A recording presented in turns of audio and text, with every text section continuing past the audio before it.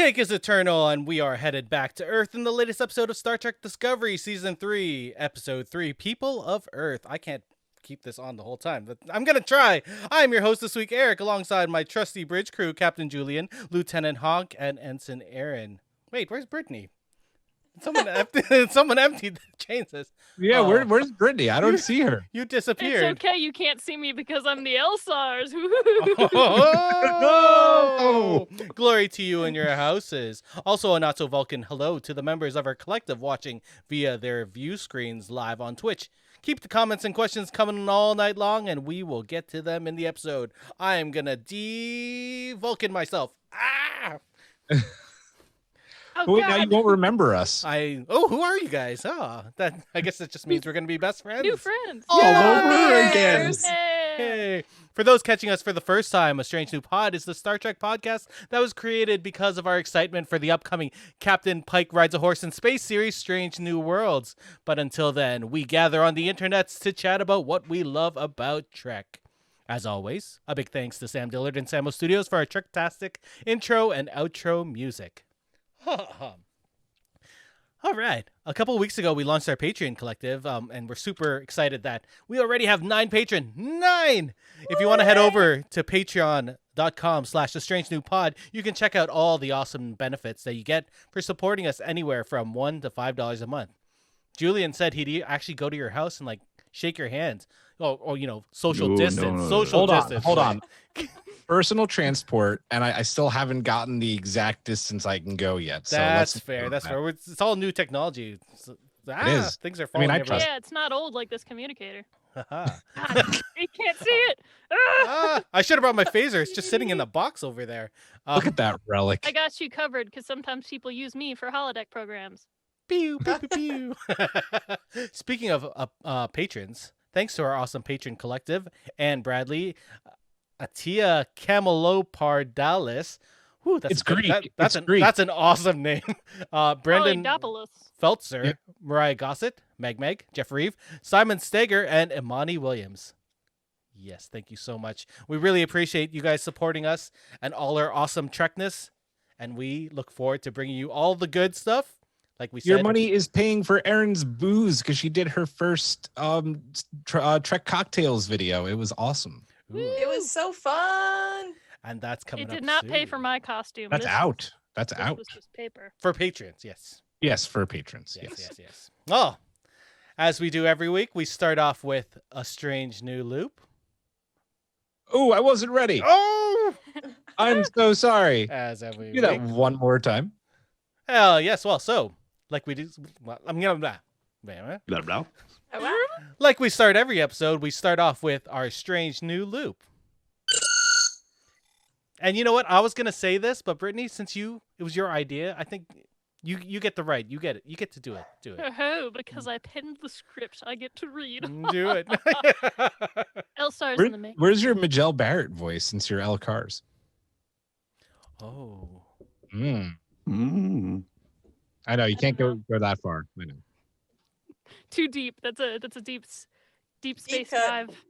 Deep cut 9. So the strange new loop we got is: if you return to Earth almost 1,000 years from now, what or where would you go, or what or where would you visit to see if it was still there? Ooh. so many places. I mean, hopefully not a large tree. The tree was a little weird. I liked cute. the tree. The tree was cute. It was also CG, so It was a CG tree. I think it also is supposed to go with like the theme of the episode, like they're a family, like branches of a familial tree. They're rooted. Mm-hmm. Like it was a whole thing talking about like how Earth survived, like those trees do for thousands of years. They had memories of that tree. They all, some of them used to study under that tree. Yeah. Luckily, that tree didn't fall over from some sort of weather. Anyway, 900 years in the future, or 1,000 years from the future, where would I go? Anyone have a thought? Yeah, I got one. This is gonna sound cheesy and probably maybe a little stereotypical, but I grew up in New York City. It is my ancestral birthplace. It holds a special place in my heart. So I would go there first and see if any like the landmarks are still there. I'd go visit and see like what happened to where I grew up there and if it still looked the same. Because I've been back semi recently and it's still pretty much the same. I mean, 1,000 years in the future, something's definitely going to change, but I'd go check New York City out again because it's my birthplace. He's like, I where's know- Broadway? Damn it, Broadway better still I know be where there. you would go. You'd go to I'd the go see if statue. Hamilton was still there. You'd also go to the Statue of Liberty just to see if it's still standing, and if it's sideways, you could just be like, "Damn you! Damn you. Damn you all to hell!" He would see if the original Hamilton cast was playing as like holograms. Or the somewhere. heads in jars. Heck Yes, yeah. Ooh, heads I in like. jar version. I feel like I'm gonna go with Julian, and it's sort of cheesy, but I grew up in Niagara Falls, so I would go up that way and see where the falls have moved, because they move every year, right? Just It's little true. by little. I just want to see how far it's gone.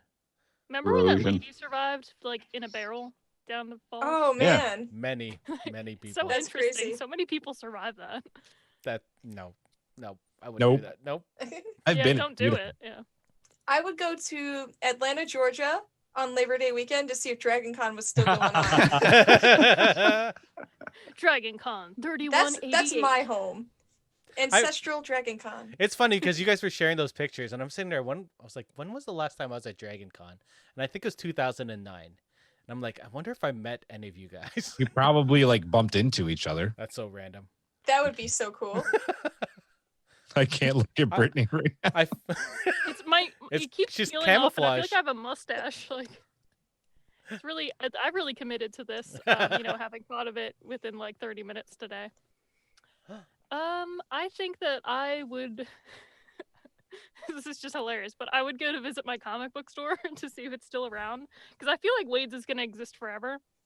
Maybe even I don't know. Wade will probably just exist on ice or like in a holographic form in the future, and he'll still be there cracking jokes. Is it being in a crazy. mall or like in a strip mall or something, or is it like a Yeah, separate it's in building? a strip mall. It's like 2 stores size. It'll just be this like futuristic city built all around the world's And it's- oldest comic book store. Yeah, like the roof would still be fucked, like how it is now. That roof is never getting fixed. Hey, the landlord finally came and looked at it, so like progress. They're like, yep, yeah, it's fucked. Well, yeah, he was just like, oh yeah, so that is really messed up, and I was like, it's taken you 2 years Huh. just to come in and look at it. Oh my There's your problem, a hole in the roof. god. Penny, every time it rains, I'm like holding out buckets and I'm like, protect the comics. Oh my god, no. Anyway, come to Wade's Comic Madness. We're amazing, and we do have a tiny little Star Trek section. Is it slightly It's getting bigger as you continue working there? No, she keeps buying all the stuff from it. Hey, hold on. And so does Chris. He visits all the time and buys stuff. But it depends on trade-ins mostly, because Wade doesn't like go out of his way to buy Star Trek, but sometimes we get cool shit like this.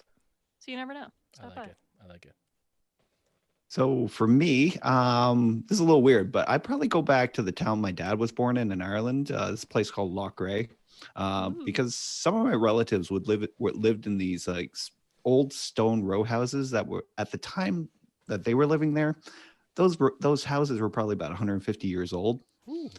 So if I was in the future at that point, I'd want to go see if they've been updated yet. Probably not. It'd also be interesting to go to Toronto and see if it's still being used for filming about the States. Yeah. Maybe Yeah. on We'll be on Stargate Mars. SG-1000. Yeah. I Yeah. don't think Stargate actually filmed in Toronto, other than No, they filmed in Vancouver. Vancouver. I think Stargate Origins did. One of the We don't count that one. We don't Talk talk about about that. Sorry. Julian, did you want to read the Twitch? Did Erin go? Did I completely Oh, miss sorry, Erin? Aaron. No, I went. Remember, I said I would go to Dragon Con. Dragon Con. Oh yeah, Dragon Con. That's right. But Done. can we I talk did. real quick, speaking of, about our cool Halloween costumes? Yeah. Oh, before we do, could I just read the one on Twitch real quick, because we have one Twitch about the where we visit. Yeah. So Glorious Zarafa says, I'd go check my hometown and then the Louvre to see what is kept from our time. Imagine it is still there. Yeah, I'd like to see a museum to see what is known from the early 2000s. Yeah, Ooh. It's gonna be a that's framed really cool. picture of me like this. No, it's going to Obviously. be like a Britney Spears album like in Doctor Who. It's just the jukebox playing some Baby, shit one like more that. time. It's true. Yeah. Real quick, there's one other place I'd go, and I'd want to go check out and see if Boathouse Row in Philly was still there, Oh, and if, like yeah. they updated it, because I think that would be really cool 1,000 years from now. We Halloween have painted costumes. lights. Halloween. So I went as Rutherford. I shaved part of my head. Bam, bam. Looks awesome. My hair was done, and then I put on my earphones, and meh, I have this thingy, the visor thing, which I didn't. It's blue, but you can't really see it, which is sort of upsetting. It looks kind of green Looks on Zoom. awesome. Yeah, it's Yeah. really Kind of cool. like holographic-y. Yeah. Cool. Yeah. My lower decks actual uniform did not come in the mail, so I'm wearing this yellow command Ew. shirt. It's from the one I bought was on AliExpress, so it'll come probably next year sometime. Yeah, right. Classic. I went as a 24th century Starfleet captain from the Picard era, and I'm the type of Starfleet captain that is wearing his command top up top and Mickey Mouse pajamas on bottom, and no one who comes into my office can see them. And when people walk out and those double doors go, shh, I sip some of my beer. Incredible. I am Vindicta. So Iconic. I love it. I love how shiny your makeup is. It's so nice. It's awesome. Yeah. Today you die. That makeup I've got- tutorial you did the other day was amazing. That was so cool. hey, that was all Allie, and it was nice to reverse the roles on that podcast, Mhm. AE Universe. And she was showing me, and I was very nervous. Like this is the kind of makeup I can do, where you just spread it over your face a little bit. But I wore that makeup during our Patreon only drink making video, so you can see that Tendy inspired look there, or you can watch the Instagram and see how we did it.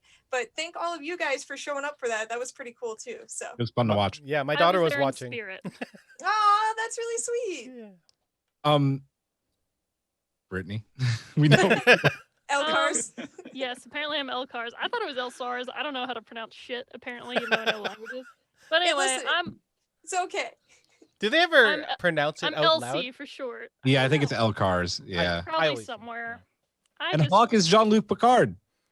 Oh, actually, if anybody looks a little closer, Oh, you have ears. Oh, There. Eric Bana. Just kidding. Just kidding, buddy. Just no, you know what? My brother picked me up these ears online because he's been a huge fan of the podcast since we started and that. So he thought, the Halloween episode coming up and that. So he ordered these for me off of Amazon.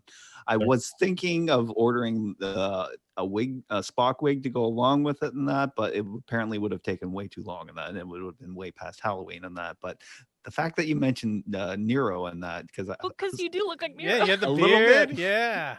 the bald head and that. Yeah. So All like you a need is little. to tat you up. A little, yeah. And I kind of last minute checked on those tats and I thought, no, there's no way I'm going to Nope. be able to pull that off. Was a great man, but that was another life. What I plan to deprive you of. It did happen. I watched it happen. I saw it happen. Don't tell me it didn't happen. That's Damn, I didn't really see the good. Now that was Yeah. awesome. See, you were born to be Nero. You look like Picard, but you're a Nero at heart. Oh, fun fact about Star Trek 2009. That's the movie that got Tatiana Maslany into Star Trek. Ah. Believe it. I love her. Yeah. She's gonna be Yeah. She-Hulk. Yeah, maybe there's that. Oh. weird- Is she? There's that Because weird she thing said- that was happening. That what, hurt a my week or face. two ago. I'm not gonna make that again. There's a lot of tape going on, so like I just pulled a lot. Of stuff in.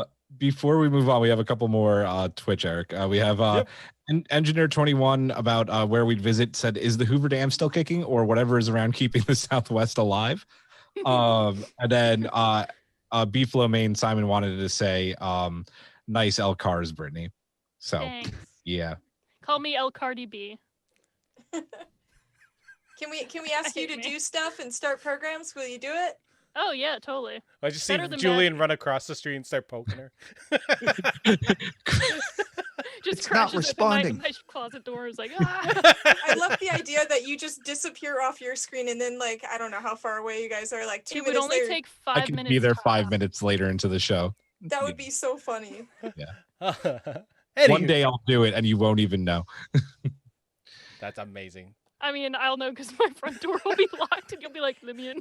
Let me in. Come on. Computer, let me in. Let me in. Oh, Just God. bang down the door. Oh my goodness.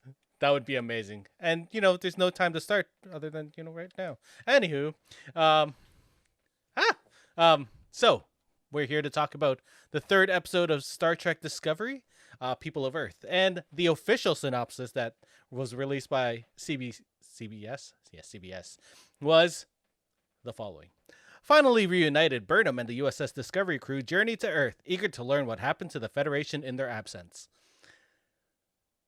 That's very, very Vague. Very vague. vague. Not a lot Succinct. going on there. And it doesn't even touch upon anything. So I'm going to do my short summary of the show, which is just a small recap. I'm not going to go into every single detail because we're going to be talking about mostly themes in this episode because this is a themey episode. So to recap the episode, the crew of the Discovery returns to the birthplace of the Federation, Earth, using their spore drive, only to encounter a hostile United Earth Defense Force. Captain Ndoye of the UEDF tells the Discovery that they have violated a number of treaties, which they obviously don't know about.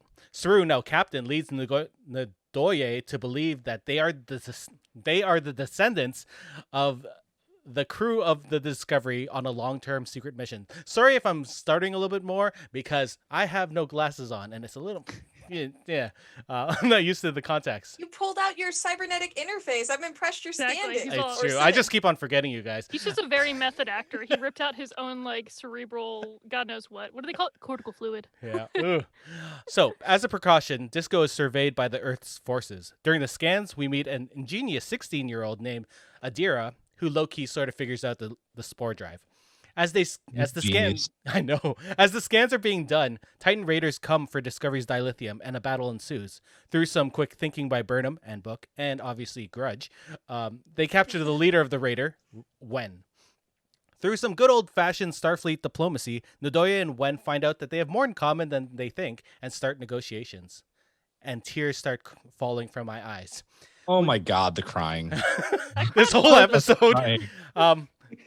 I didn't even talk about the Tilly reunion.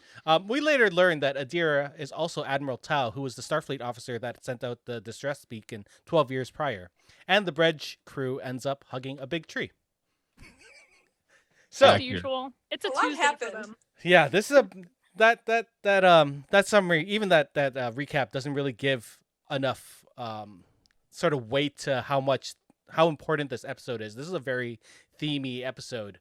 But let's go. We'll go point by point. So Tilly and Burnham sort of get to interact for the first time. That they didn't really talk when they all grouped up at the end of last week and the beginning of this week. And Tilly is putting the badges on the wall for all the fallen Starfleet members, which is in itself a heavy thought. But because of all the craziness that happened in the last two episodes, all of these people haven't really had the chance to process everything they've lost. Like they just sort of jumped from 900 years in the past to the future without thinking about how much like their families and what everything happened to everything they loved at home. What did you guys think of their reunion, their sort of love for each other and them processing this loss? Oh my God. One, I just have to note that you talk about themey episodes, right? And how this is a themey episode, a very Star Trek episode. Mhm. Frakes directed it after all. Yep.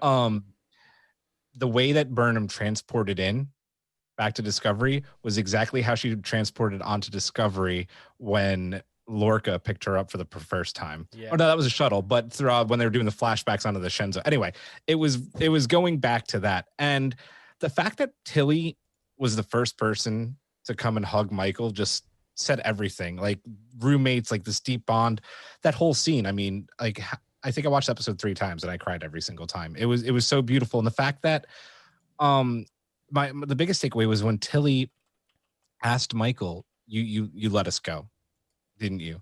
And she knew that that's something that she would probably do too. And Michael doesn't even have to say it. She just smiles. She's like, it's okay. And they hug and it's like, I can't even. It was that smile cry too. Yeah. That it's just Yeah. like Yeah. her It behind was her such a eyes. beautiful is just moment. wonderful. I mean, that's the only way to describe it. It was a beautiful, beautiful moment. Mhm. Yeah. And Michael had, one heck of a gap year. That's probably what you could call this episode, Michael's gap year. But then, when she gets that message from the disco crew, you could see immediately, like, she snaps back into, oh my God, that's my family. They're finally contacting me. Like, it's that moment of disbelief, but immediately, she still feels those emotions for them. So as much as she had to mentally, like, so she'd be able to move on with her life and actually do things, had to tell herself, it's possible, maybe I'll never see them again. Like, this is what my life has to be now. Mhm. I think, like she says to Saru later in the episode, like, she just needs to try and grow and let those feelings and those things that she had to tuck away to move on with life, like, come back into her life. Yeah. But I like that interaction a lot because it showed that she still does love and care for Tilly so much, and she's just like, I'll get there. We'll be there again. Yeah. I feel It like we're gave gonna. me- Sorry. Sorry, go ahead. Oh, I was just gonna say you were talking about Michael's gap year. I feel like we're gonna get an actual episode where we deal with everything she had to deal with because she talks about how much she had to compromise or at least do to get where she was at that point. Anyway, Or sorry. it could be Yeah. a short trek. Ooh, if Yeah, they're because not gap year filming was them a right joke, now. but none of you laughed, so I was like, oh, okay, then read the room wrong. No. I like that. I like the gap year thing.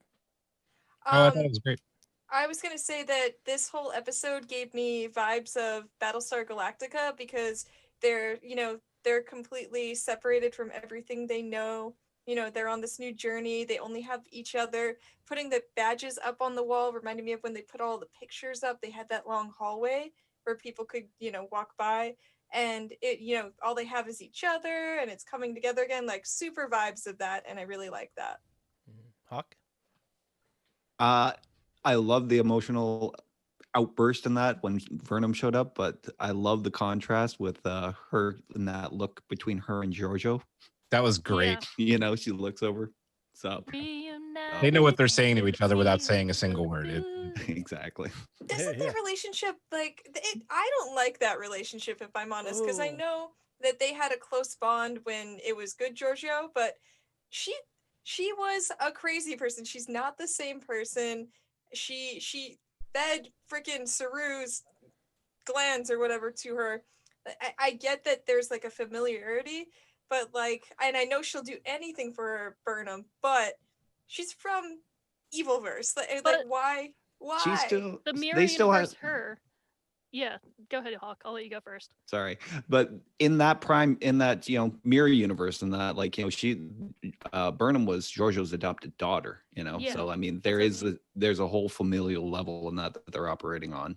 I mean, I Brittany. agree with you, but I still think that the feelings that I think she has for this Giorgio are not really. I don't think it's real because I think at some point she's gonna get hella betrayed, or something's gonna happen because Giorgio doesn't care about any of them. She only cares about Michael, and she'll step on everybody first chance she gets. She's having a great time in this universe, and she's helpful, but she's a loose cannon, and I think that Michael's too close. She needs to tell someone about this shit. It's too crazy. She's totally gonna start Section 31 at the end. That's what I think is going to happen. I don't think that. Listen, Giorgio was an emperor, right? Like she has big plans. Her eyes aren't on the Discovery crew. I don't think there's going to be any form of betrayal. The only reason Giorgio is there is because of Michael. And I think we're going to see that play out, but I don't think it's going to be any grand betrayal. I like that relationship is somehow like tethering Giorgio to not just being like the complete psycho bitch that she was in the mirror universe, like Michael is keeping her grounded. And I think that's a really cool avenue to explore. There's also in that I think she's going to bond a little closer to Burnham this year, and that conversation they had in the hallway, and that where she realizes that Burnham is operating without kind of those fundamental structures she had, in the past, and that with Starfleet and with the crew and everything, and that she acknowledged that she was kind of out on her own, and kind of discovering who she was without those foundations. I think that kind of speaks to a little deepening in that relationship. Yeah, that's exactly what I was about to say. I was going to mention the hallway scene alone. Apart from when she first arrived and you see Giorgio's eyes tear up at the end of last episode and then the beginning of this one, they still have that connection, whether or not they're the same people for the other person. It's that struggle of you look just like this person. This is the thing we once had. You still strive to make that connection again. But in the hallway, when she mentions all these things that are weighing on Michael's conscience that she's not even bringing to light to anybody else on the crew. And Giorgio just called her out, vibe checked her the entire walk through the hallway. And she's like, yeah, it's going to be rough, but here we are. And then she just walks away. I was just like, wow, that's literally a mother-daughter conversation right there. Yep. I mean, I agree with you guys, but I'm calling it right now for some future podcast. Giorgio's going to go full on bananas, betrayal. She's already bananas betrayer. But I mean, like, and Michael's gonna be like, oh my god, how did I fall for this? And I'm gonna be like, yes, Vindicta. On Julian. Twitch. Oh yeah, I was just gonna Sorry. say that. No, I was just gonna say there's Twitch. So. Same page. Mhm.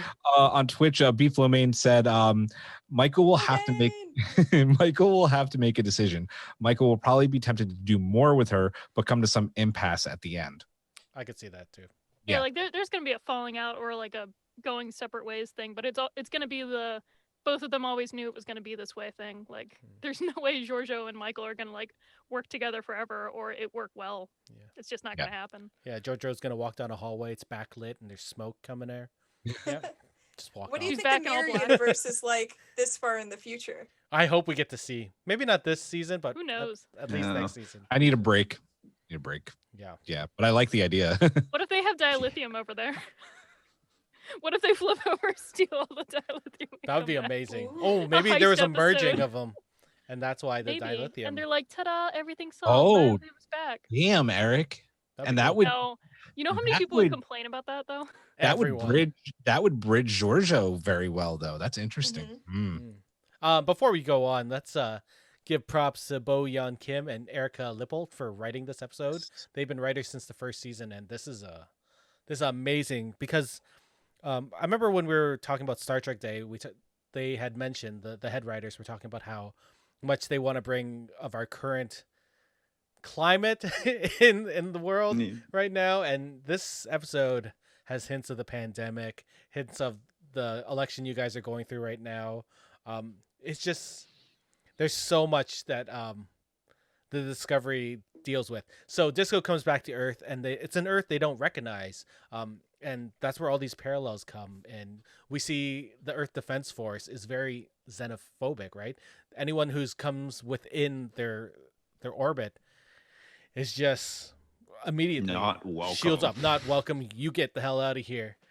Even their uniforms sort of had kind of an asshole vibe to them. Yeah, way more It's militaristic. an Axis vibe. Mm-hmm. Yeah, there you go. Yeah, I thought the United Earth Defense Force was like the name of the next Power Ranger series. I'm not gonna lie. As soon as they said it, I was I just would like, watch that. next from Saban. I think that if you're going to give disco its own thing and make it this new, it's creating new canon, right? That was the big thing that maybe turned people off from Discovery. It was messing with canon and maybe making some changes that people weren't okay with. Fresh slate, what do? Federation's no longer on Earth. Starfleet's no longer on Earth. Earth has become closed. It is shielded. I mean, I get goosebumps just thinking about it. This is what makes Discovery its own. Nothing is what you know anymore, and that is freaking cool. It's literally where no one has gone before, and I love that. Yeah, there's no Isolationism rules. causes a schism. Don't do it, kids. It feels like, I mean, like you said, it's very current, and we see Saru and them sort of trying to, already bring back the Federation ideals, because I think there's nothing sadder than the idea that everyone on Earth just did a sort of, I'm the only one that matters right now. I'm only going to think of me, because that seems very politically relevant as well. And Sounds very Corona. Yes, it does. And I think that, the message is we're always stronger together, and we'll do better if we work together. And so I look forward to them, fighting to bring the Federation back. Yeah, definitely. I agree. It's like the real Discovery is the friends you make along the way. Although, can I say one thing real quick? Because I don't know if we're going to touch on it later or not. But I think this show should actually be renamed Star Trek WWE. Because Michael gave Saru the chair! Oh. Shut up, Wesley. Okay. We There didn't it talk is. about that. We I had to can say talk it. about it now. What did you guys think about Burnham just sort of stepping back and saying that Saru deserved it, even though we all knew that Saru deserved it? And then her idea, the idea of her having to think about taking that first officer position. I love how matter of fact Michael is about it. Like that gave me all the goosebumps about, being captain. He was the only choice. We could talk about, well, is it between Michael or is it Saru? No. Everything Michael says in this episode is right. He took them through the wormhole. He commanded that ship along Pike during the whole Red Angel thing. Like it's just like he is kind of going from evil maybe to pure to exactly like what makes an amazing captain. Strong, flawed, a perfect mix of kind of both, like what we saw from like Lorca and then what we see from Pike. And dude, when she turns the chair and she goes, "It's you, Saru." I was Yeah, it was I crying. love that moment. And when she said Hey, you are Niagara the Falls. definition of captain, like either you are the truest form of captain there is, I was like, damn right, Doug Jones is. I was so proud. But it also shows that like she knows as a character, whether or not at some point by the end of the series, like we've discussed before, like maybe eventually she'll become a captain or whatever, it's not where her character is right now. And especially the fact that she gave up Starfleet and everything thinking she was going to be alone in the future forever, and now it's all coming back. Like she's not mentally prepared to be a captain. And she's like, well, obviously, like you're the choice. You are who I would want the captain to be, and I'll be your number one. Even though I already thought Michael Burnham was number one, but like she's Saru's number one. Insert that Backstreet Boys song, "I'll Be the One." Which one is that Hashtag number one? one. I don't know that one, or maybe I do. I don't know. I'm 34. I think I'm older than you. Really? You Yeah. look like a baby. You got that lovely Canadian It's- sparkle. It's the Asian thing. I'm this. I look like this until I'm like Fu Manchu. It's like the years not living under Trump also. You look like a baby up until you're 80, and then you look like 120. Exactly. Yeah, Well, it's a dang, good deal. that's a good trade. What about you, Hawk? What do you think about this? For me, I think it was this year that Burnham spent alone as a courier in that. And I think her, turning the chair over to Saru and that was probably a little indicative of that. She got to experience a lot of stuff out on her own. And I gotta say, like, from the, she's a very different Burnham than the one we met in season 1 of that. Like those moments she had, those little flashbacks of her year, she looks so happy. Yeah. Right. And she looks really happy with Book. Yeah. Even Yeah. though Julian's they're like, not a "It's my thing. ship." And Bullshit. Grudge. And They're not Grudge. closing the book on that relationship, sir. They're not closing the book on that character. I'm giving that one to you. That was good. Feedback. So it was really right of her in that, turning the captain's chair over to Saru in that. But at the same time, I don't think she actually really wants it at this point. Agreed. Yeah, I agree. Yeah, Yeah. getting She that. doesn't know what she wants yet. She got that taste of freedom, man. She didn't have to live by Federation rules. It's But like when everybody else is done with the army. They're like, yeah, I'm never going back in that. So we were talking about Saru being this ideal captain, and I don't think there was a better point than when they got the Earth Defense Force talking with the Titan Raiders in this whole this giant Trek trope. So we get one of the most classic ones where we get one set of people, and then we get another set of people, and they remove a mask and they find out, hey, look, we're just the same. Same. Maybe we should just talk about our differences. And there's this idea of disconnectedness with that because they had been warring for so long, they didn't even realize they were the same people. There's a disconnectedness with Burnham, sort of with the crew. Like she's still part of them, but she's definitely changed now that after that year that Hawk had just talked about. What do you guys think about this trope and the idea of Disco, especially Saru, being sort of the sign of hope and this being the fundamentals of Starfleet? Like they're bringing it back and they're bringing this new ideal back to these people. It's what makes Star Trek, right? Yeah. And Saru being a non-human captain, the only one in his species to be in Star Trek, like he's literally come a really, really long way. Mm-hmm. Getting from there to here. Oh, God. Literally, I set you up. I set you up. He was from cattle to captain. Literally. I'm Hawk just saying. liked it. That's who he was. But I agree that, the actual agreement they made was a titanic move in diplomacy. And, I was wondering when he would take off his mask. Should have been sooner. Get up, my prick. How awesome was it that They really put the dye in dilithium. Again. You're welcome. I want to know what the hell is going on. I don't know either. Ooh, nice. I love it. Wait, but Saru did prove that the only raiders they are raiders of a lost argument. Nope. One too far. One too Yeah. far. Oh, too far? Computer, delete Brittany program. Oh. Wait, that's when I just hit yield button here. But right, like this is I said it before, like this is what makes Star Trek, right? Like it was that trope of, like you said, taking the mask off and, oh look, we're the same, hey. But that's what made it feel like Star Trek. And the only person, I'm gonna just keep bringing him up because he's amazing, Jonathan Frakes, made this feel like we were watching like a TNG episode, like it was just it was so good. It was so well directed and so well written. There's this one shot right after he gets his helmet taken off, when Franks does this framing shot of all 4 of them, and they're all the same species. Like Saru's off in the side, but he's like, they're all like, we're all people. We're all discussing. It's such a good direction. What did you guys think of? Oh no, people have moved on our screen. Oh no. That's because I deleted Brittany's program, but she's like Badgie. She cannot be erased. She always I comes froze back. for a second and came back. I'll fix it in a sec. What'd you guys think My of bad. Giorgio being the one who's like, okay, enough with this shit. I'm gonna kick you, take off your helmet, and let's get this going. I loved it.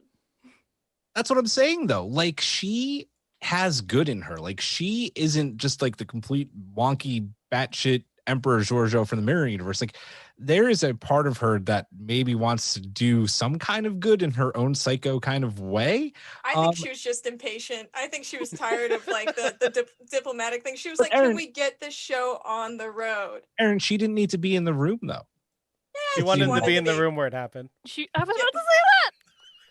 The G in Giorgio stands for get your shit together. So Mark my words, soundbite. Julian. It's gonna go badly. Mark my words. I don't think she was really trying to do good, but they were in a bad situation. She was just like, dude, none of y'all realize he's a fucking human because I'm just gonna unmask him right now. Like, this is some Scooby-Doo shit. Ooh, Professor Hyde, wait. Scooby-Doo. Just kidding, it wasn't him. He was I actually would have gotten away with it too if it wasn't for that pesky discovery.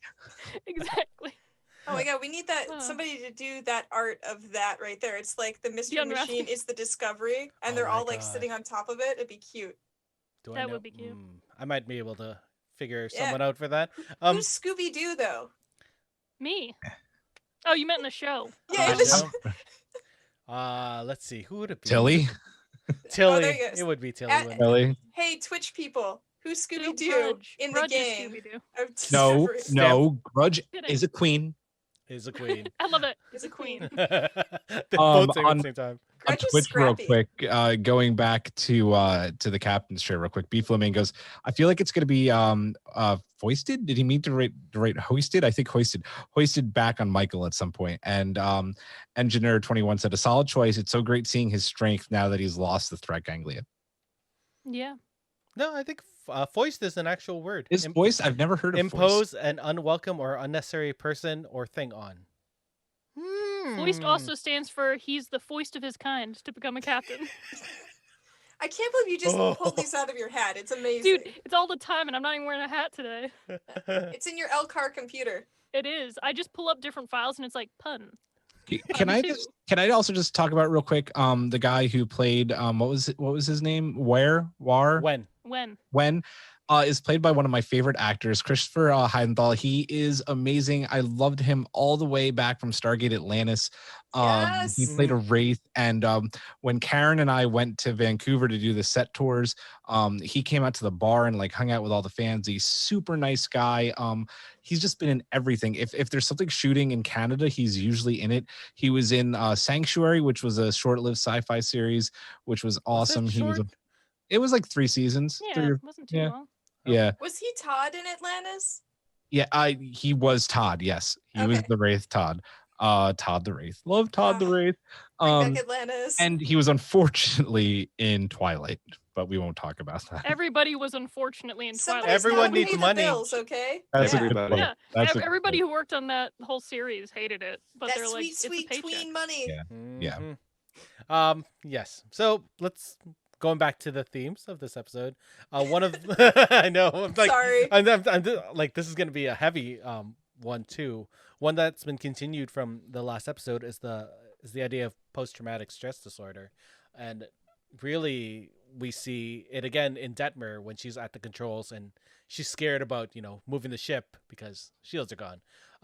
Also, we see Earth going through its own their own traumatic stress after the burn. Like they have shut themselves off from everyone and they're way more guarded.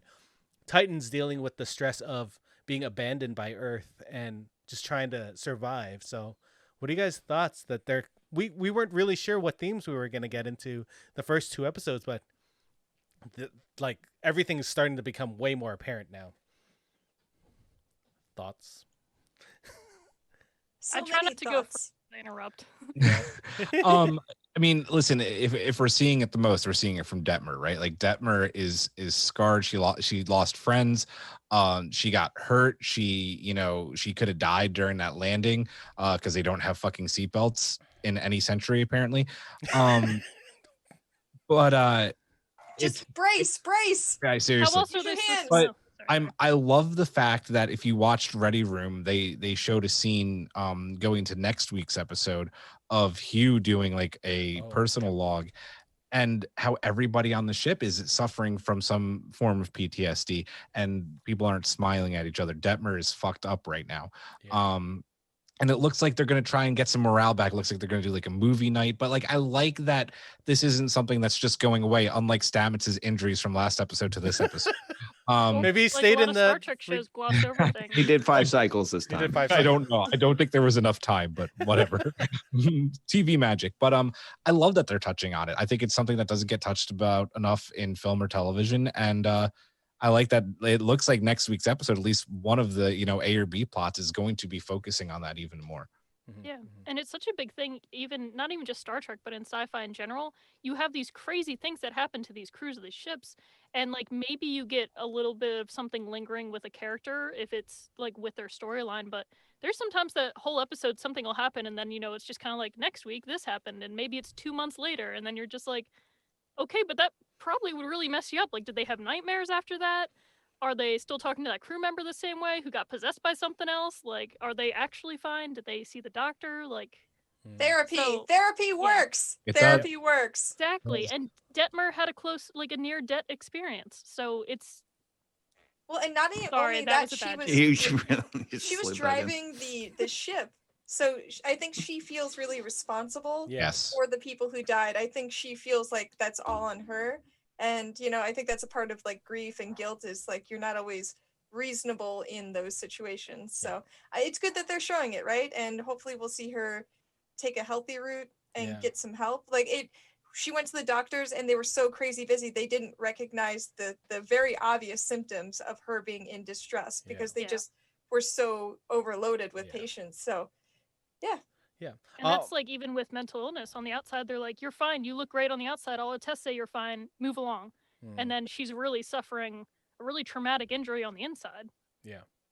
I like the idea that Culber's going to be the one helping people because he's gone through so much shit and something that no one would have ever experienced, like him going through the whole spore thing. God, that and dying and then coming back from the dead. Yeah, it's a lot. Man. Let's go into something lighter, shall we? Yeah. Something lighter, like maybe Trills. Trills! Are they lighter though? Well, they're They handheld. apparently humans can join with a trill. That's new. Well, That's what NG. sorry. Yeah, there was a whole TNG episode about this, is that they are incompatible with those symbiotes. Like, Riker tried to, after the Trill host died and that, Riker carried it and that, but he got really sick and that he almost died from the experience. Yeah, So but this is it's a confusing plot point here. So I'm interested to see where they take that. Well, we find out that Adira doesn't have all of the memories from who was the Admiral? Talal, Admiral Talal, I believe. Right? Sana Tall. Tall, Sana Tall. Yeah. Yeah. So the joining hasn't fully happened, but that's something we'll definitely see over the course of the season. I assume it seems. It looks like it's thing. going to be next episode. Yeah, from the preview. Yeah. And how amazing was Blue del Barrio as Adira? Like Amazing. as soon as Adira was on screen, I was just like, I love this character so much. so Yeah. much, just inquisitive and going through everything and just figuring out every little thing. And I love seeing those like little geniuses show up on screen in any TV show. I love it. I think it's great. How jealous was Tilly? You think Little they're gonna be an tween ensign genius. right away? Like, And- are they gonna be an ensign right away, or The Just like- connection with Stammis I thought was cool too. Oh, They yeah. vibed right away. Yeah, their interaction was so good. And I I was really gonna say the same thing. Yeah. yeah, I really hope that Stamets and Adira and Tilly become this like little core nerdy unit. Oh, I think it's and who's the other engineer? What's her name? Oh, Ro? Jet Reno. Jet Reno. Yeah. Yeah. Why'd I say Ro? I'm just gonna say Tignataro. Tig- It's Tignataro. basically her. Tignataro. I've always That's what I Sorry. was going through my head. I was like, that's not her name. That's her real name. I loved when Blue, not Blue, Adira was like, "Is there anyone else like you?" And he's like, "There's no one like me." It was just awesome. I love Such that a good line. Stamets. I made a moment. gif from it because it was that good. I love I thought him. Adira was adorable. Adira. Aw, Super yeah. adorable. I'm gonna give that to you. That was good. I love that one. Blue is gonna be the warmest ensign. I kind of want to cosplay because it's a good look. Hmm. I like Eric's delayed laugh at that. He got it. On the Wasn't trills, delayed. Gloria Zaroff says, "My theory is that humans have evolved in 1,000 years." So, and we're talking about 1,000 years. Maybe the medicine's there to like organ donors, like that. It's become a possibility. But you maybe don't get, like we're talking about, the full access to the memories like an actual trill would. Yeah. And That makes young sense. too, because Riker was a lot older, and this is a 16-year-old. So I think that there is maybe that's why you can't access the memories or anything, but maybe that's more compatible. Because the Trills used to say there were few of them anyway. Like I think we don't know as much about the Trill as we always think we do. Yeah, we don't know like too much. Like Deep Space Nine, I think, was probably the show that touched on Trill culture the most. Yeah. But even that being said, it's not like you go to Trill homeworld all the time and you're like seeing interactions happening. You learn a lot through Jadzia, and if they happen to bring anybody else as like a example, I look like I have a goatee. I'm sorry. Bring any like guest character on the show, like bring another guest on the show that's also a Trill, but then they play off of her. So Mhm. I think it'll be really cool for Discovery to set a lot more in canon about Trill, and especially like we haven't seen a lot of humans attempt to be like to have a symbiote in Yeah, them. yeah. Like it's not like Stargate where we see that all the time with the Kree, like Jaffa Kree, Jaffa I. But yeah, Jaffa. I can't wait till Christmas. I have a meme for that. I call it Jaffa Tree, Jaffa I. Oh. But anyway, it's falling You apart. guys had Elcars is Jaffa coming cakes? apart. I'm excited for the next episode. It's coming Mhm. apart just like all my jokes. Like they're just not good tonight. But the I next miss episode trill will be a spots. trill. Yeah. Yeah, right. Maybe the Trill will start incorporating more so, and then we start seeing the dots. Well, Yeah, Ian yeah. Alexander's character is going to have the Oh. dots next episode. Yep. The Maybe character there's- Gray already has the dots in the promo images. Maybe they Cool. transfer it, and then there's this connection there. Ooh. I like this. Well, What do you and mean, that would transfer to make Gray? because normally Yeah. you can't Yeah. transfer a Maybe. Trill without killing the previous host, but maybe Future being so magic. young, future magic. You combine the Hashtag trills future together. magic. Future magic. What'd you say, Britt? Oh, Sorry. I said like just combining their trills together. Hmm. I don't Anyway, know. That's what it sounds like you guys are saying. yeah. Any final thoughts on this episode? Out of 10 trills, how many trills? All the trills?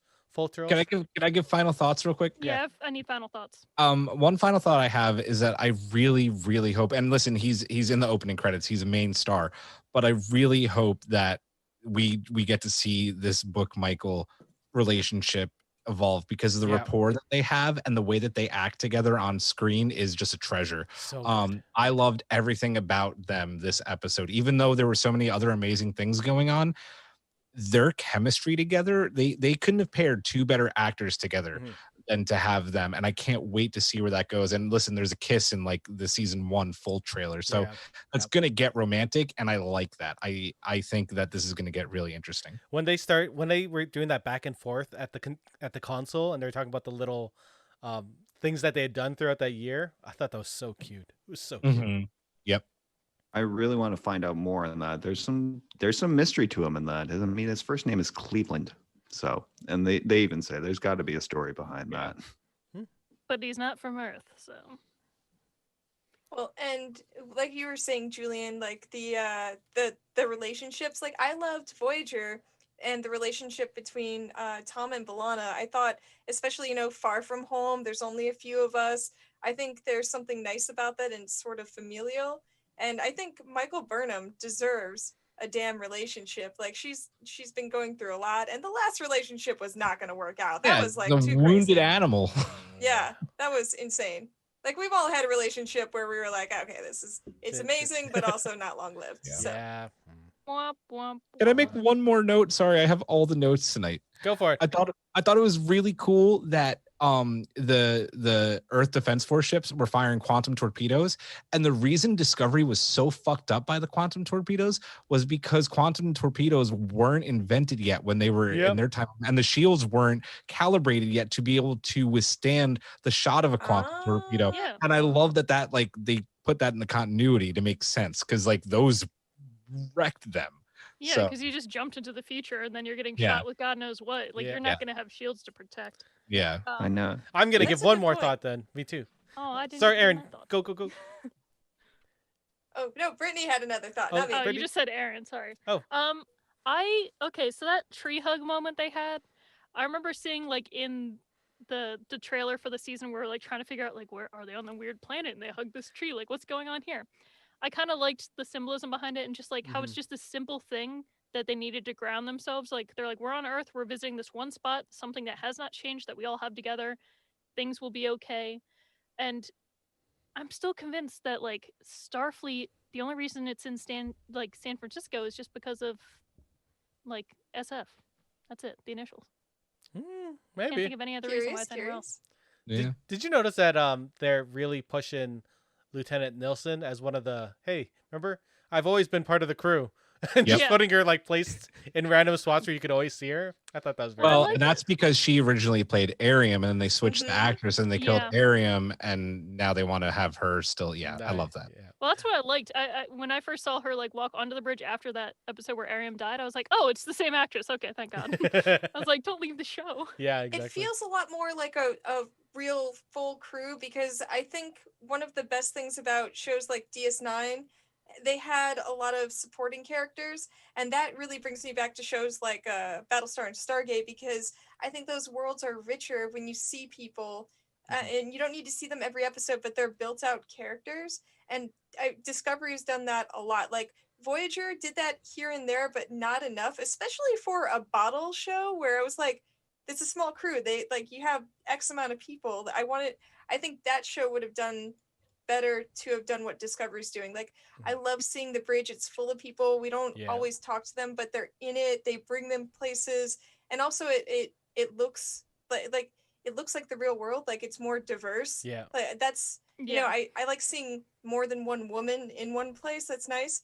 Not all white people.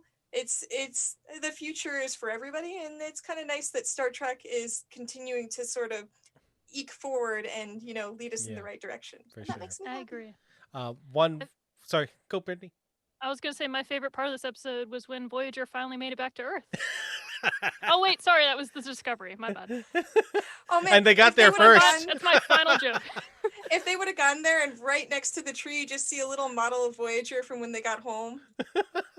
They just arrived Yeah. like a day prior. A day Finally. before Voyager. One final thing on this episode that I want to note is I think Jeff Russo is doing an amazing job at the music.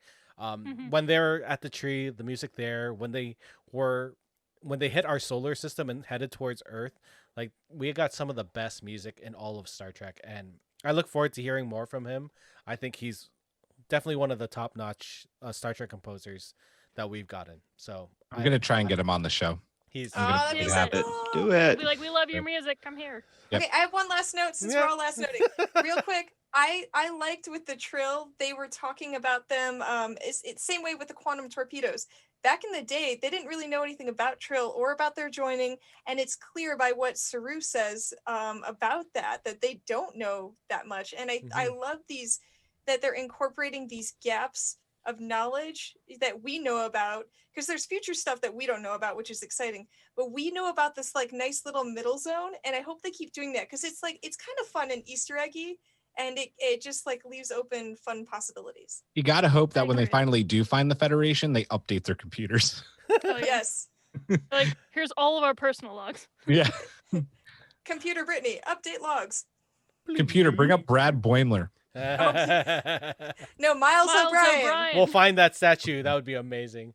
So, Oh my god, that would be amazing. That would be that would be amazing. out of 10 trills. Oh wait, out of 10 trills, what would you give this episode? It's my first 10 out of 10 this season. Yeah, I loved it. 10 out Yeah, of 10 10 for out me. of 10 trills. This is hard because I already gave 10 out of 10. I feel like this whole season I'm just gonna be like amazing, Amazing. show stopping. That's loved it. okay. 10 out of 10. No. Is it 20 because there's Hold the on. trill and the host? Ooh. Maybe Mm. 9.5 out of 10. I'll give this one Fair. What because happened to that trill? next episode's gonna have lots more trill, and that's gonna be an automatic 10 out of 10. I feel like one of them has to be less than 10. Okay. So 9.5. I'll give it a 9 out of 10 trills, just because I'm the hard case of this group, obviously. So Well then, someone drop him out of the Zoom call. I see your point there, Hawk. I see your point. He's Real keeping quick, us grounded. on Twitch, Glorious Rafa said, sorry, it's not Glorious Rafa. Engineered said, I'm curious how they'll get caught up with all the new happenings and First Contact myself. And he also gave it a 10. And 10, 11. 10, 11, 12 is Glorious Rafa's rating. She gave it all 3. So No, engineer did 11. oh yeah, sorry, I can't read. Yeah, Engineer gave it 11 and Glorious Rafa gave it a 12. I love that name, engineered. So Yep. funny. All the trills. So, if you're new to the show, you might not know that we have this amazing collective. They're giving us some thoughts in the Twitch chat as we're recording live, but we also go out to Twitter and all these places online, and we call this our mailbag. Again, I wasn't ready. God damn it. Mailbag. Do it one more time. I did an intro I did too. the So No, just don't do it again. I'll just insert the soundbite. I'm just gonna Do press it, it now. yeah. Hold on a second. Hailing frequencies are open. So on Twitter, we had this Twitter poll about what arc you, the listener, are the most excited to learn more about. And we had 4 choices: Crew Reunion, The Burn, Remnants of the Federation, and Michael's Year. So we got 90% for Crew Reunion, 19% for The Burn, 8% for Michael's Lost Year, and with a staggering lead of 54%, The Remnants of the Federation. And I gotta be honest, I voted for that one too. Me too. And that was out of 95 votes. So thank you to everyone who voted in that. That's 2 awesome. of those were Thank me. I think I always vote the one that's the least percentage. I'm just like, this is what I want to Aw. see. And I'm like, Michael. I would love Aw, to know, bears. and I'm sure we're gonna Okay. find out sometime. Yeah, it's gonna happen. All right. I'm very surprised the burn got such a low kind of percentage on that, because Well, like, that's Zach revealed that's it. the season arc, right? Like I think that that's the slow burn. Oh my god. Oh, I feel like Brittany used that before. I don't have think it that all. she has. Has she? Okay. All right. I'll Oh. accept it. Oh damn, I'm getting stank out. You're getting You're gonna have to toasty press today. the button for yourself, Julian. I did. I already did. I hit it. My puns are so fire, you don't know if I've joked about the burn or not. L Okay, Cars is no. Wild a second degree. burns. Hey, Hawk, do you have the document open? I do. Why Hold don't on. you do our first Discord comment? So, from Captain Pikachu said, so Earth is no longer part of the Federation, has retreated to protecting its own borders, and Starfleet/Federation HQ is no longer stationed on Earth. This makes sense, though, as we have seen in ENT, or Enterprise, that Earth has a tendency to self-isolate. It seems we have gone back to being united Earth-like in the Enterprise era. Leading to separation from the rest of the founding members of the Federation and its member species. It's the old Wild West of everyone out to fend for themselves. Detmer is definitely dealing with PTSD, shaking her confidence and survivor's guilt. She keeps asking how many people died, just like last week's episode when she asked about the dead crew member. And now she questions orders because she's afraid people will die. Yeah. It's super On the deep. money. Yeah. Yeah, Can I this is just say definitely gonna- that all of our Discord members, everybody has like an amazing name. What was that again? Pikachu? Captain Pikachu. Yeah, that's good. I'm correct me if I'm wrong, but I believe Captain Pikachu has some of the best theories on our Discord. Yeah, Yeah. for sure. 100%. That's because he's also a detective in his free time. Is he really? Detective No, Detective Pikachu. Okay, sorry. I thought he was actually. You were hoping. believed it. It's always a pun, man. It's always a pun. Brittany, why don't you do the next one from Simon? Sure. Simon said, I am interested to see what lines exactly that Burnham has crossed that will bite her in the ass. Things that seem to point to her blurring some lines, at least. I'm sure there's some, she's a courier in the future. Mhm. They're already up to shady business, we know from book, so. And she really hasn't I'm sure- disclosed what she found. Like, we see her getting pieces of like ships and stuff. Yeah. So- I think that was a like a Transponder type thing? yeah, like a transponder that had that message from the admiral in it. Oh, Yeah. maybe. Yeah. And the fact that she, went all cowboy diplomacy in that and in her little side mission this episode. Yeah, that's kind of throwing a monkey wrench into her becoming like kind of fully back into the crew, and that she's still willing to go out on her own and make decisions without informing anybody. I like that though, because Saru wasn't as mad about it as he would have been last season or in season 1. He even says, Michael has never let us down. She won't now. Yeah. He, I think, is going to give her the leeway that she needs to be able to fully kind of integrate back into being Starfleet. Yeah, he said something about trust still being an assumption between us. Yes. Ooh, That that was a good line. That's also their relationship, Yeah. right? Like they could have this love for each other and this mutual respect, this brother-sister relationship they have, but do you always trust your brother and sister? Peru was literally going to have Michael kill him for him. So, like, that's always going to stand. Like, they're literally, Yeah. if blood brothers is a thing in the future, that's what they are. Mm. And we know that Michael will eventually, fuck, I don't remember what I was going to say. It's fine. It was Framework. deep and profound, and It we was believe it. something, but, like, I just forget what I was going to say before.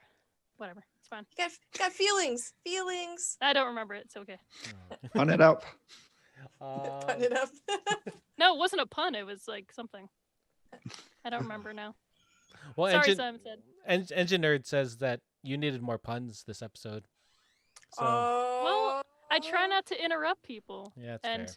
it depends. Like, we didn't go chronologically through the episode. It's usually easier for me to, like, pull them out that way. We went thematic, so I was just like, ooh, deep stuff. Yeah, for sure. So Julian, I hear there's that we've been on this journey to NCC 1031.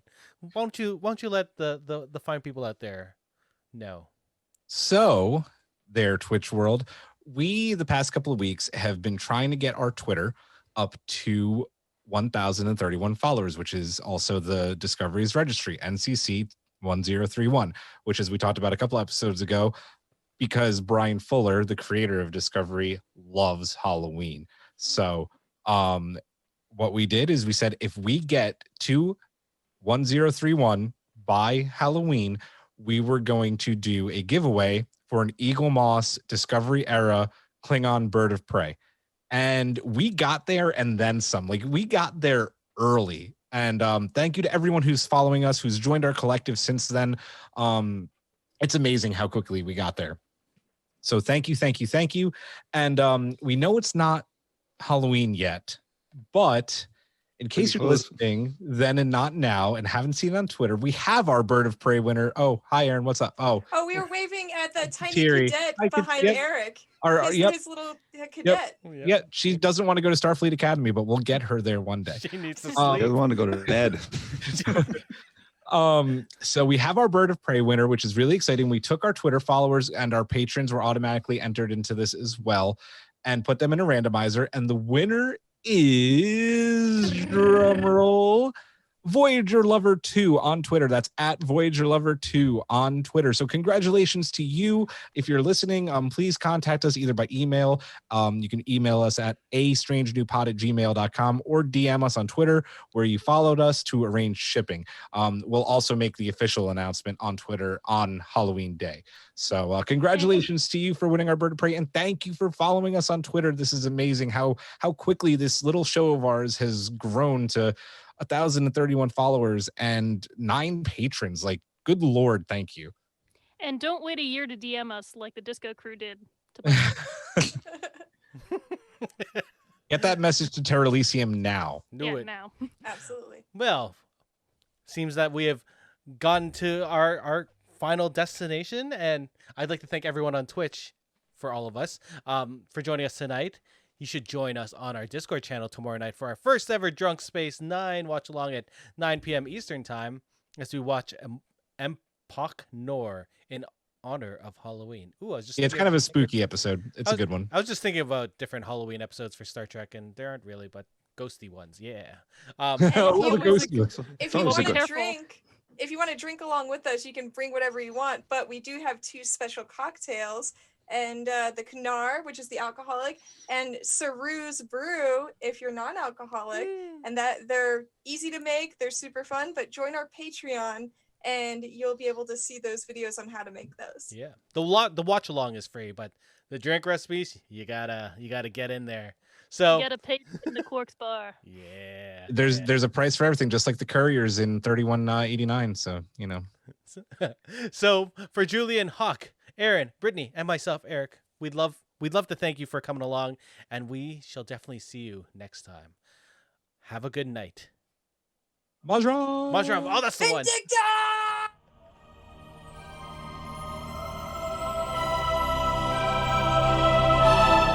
Thanks for beaming into our podcast today.